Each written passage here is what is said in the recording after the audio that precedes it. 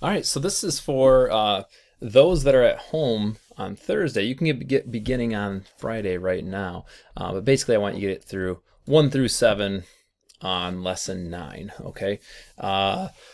Great, so here we go. Excuse me. We're going to get into this idea of looping in random numbers. We did the random numbers, hopefully you get it, and now we're going to get into looping. So basically, how do you add repetition to your code? So one way to do it is a for loop, which means they have a predetermined beginning and end increment. So you might want it to loop 10 times or 500 times or a million times, but there is an end. And then there's loops, the action of doing something over and over and over again. So sometimes you're on a program, you just want to constantly check if something's happening or not, okay? Now there is a video, please watch this. This is really important, okay? We're on lesson 9 of 10, so you know the end is near, and this is one of the more complex ideas. So please watch it. Pause me, watch this right now. Do it. Okay, here we go. So with that, you're going to see that under control, ooh, we have a control one now, wow. You can bring in this block of code right here, okay? And so what it's asking you to do is run it and try it out basically. So let's, for example, put in there move forward, it says 25, and maybe turn left 90, okay? So what's this going to draw? So what it's saying is for variable I equals 0, and then it says I is when it's greater than 4, and then this I plus plus. Essentially what it's doing is every time this runs, it's going to take I and add plus plus means I plus I. So if it's at 0, it becomes 1, it runs again, it becomes 2, then 3, then 4. So when you put a number here, you're basically saying, I want it to run this many times. Okay, so if I hit run, it does a square because it did move forward, turn left, and then it did it again and did it again until this has run 4 times. Okay, and pretty cool. All right, that's easy. Let's keep going. All right, so now what it's asking us to do is use a for loop. Okay, so if we look at our control, we have for loop, and we're going to pop it in right here. And then inside the loop, add a call of draw square and have it actually, we're going to put a function in there, draw square, and it has n right now, 100. Oh, you know what this is going to do? So we have the n in there because we're going to put a variable in there. And so let's just put in there 100, okay? And I'm going to hit play. Oh, it's saying, hey, I can't do that. Oh, that's right, we have to name it still, draw square. So what this shows us is that you can put a call inside of a loop and it'll run it. So let's try that out. Oh, look, it ran it 4 times. Did you see the turtle moving? Cool.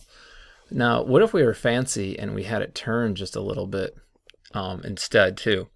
So I'm going to go to my turtle and I'm going to have it turn to the left 90 degrees and run it.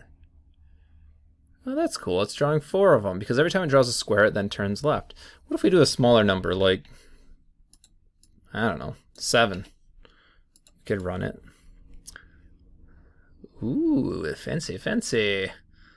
Instead of 44, let's do 40. And watch that go. And we can kind of speed it up too. Oh, I went a little too fast. I wish that it was a little more sensitive, but you can see it can make some pretty interesting shapes just by doing that. So very cool, right? You could even try to calculate to figure out like how much is half and things like that. But you can see it draws more, and you know, you could have it go like 360 times and maybe you only want it to turn left by 1. All right, let's run that. Whoa, it turns black. That's just because they're so close. Yeah, you can change this as well. So I don't know, maybe 3 and 120 would be perfect. We can actually still see it run then. All right, pretty cool, huh? All right, next. So have fun with that. 1 or 2 sentences explain what you think the following code does. All right. So think about it, and then I want you to put your answer right down here. All right, next one. All right, let's run this and see what happens. All right. So we have some randomness here. Wow. All right, so the turtle moves inside of a loop, and it moves to, so let's look, pen up, and then what it does is, now pen up gets rid of all the moves. If you didn't have that pen up there, watch what happens. A bunch of connections there. So let's do the pen up in there again one time and run it. Okay, great. So it looks like it's running 100 times. And then it is RGB, so it's picking a color of random, random, and random. And it's only at 0.5. That's why you can kind of see through some of these. Okay, so remember 255 is the most green or most red or most blue that you can get. And then it moves to a random spot. 0 is the, and 0 is up here, 320 is here. And then the next one is your Y position. That's 0 here, and then 450 right down here. And the dot is the size. So that's the size, 1 to 20. All right, cool. So what you're supposed to do is go ahead and increase this number and play it again and see how long it takes to completely fill up the screen. You have to go a lot higher, okay? Mine's gonna say, hey, that's not enough. Okay, you gotta go higher, but I'm gonna let you figure that one out, okay? All right, hey, look. Mine's in text mode. What?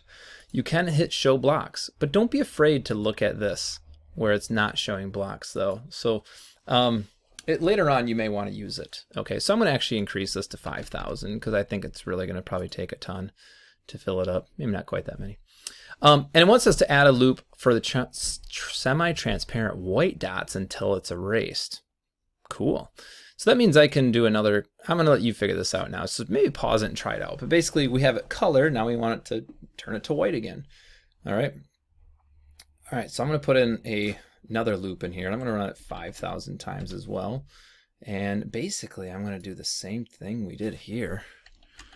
Right. And I can drag that down into here. Now, the problem is like these aren't white though. So I'm going to drag these out. I don't need pen RGB like that. I want white.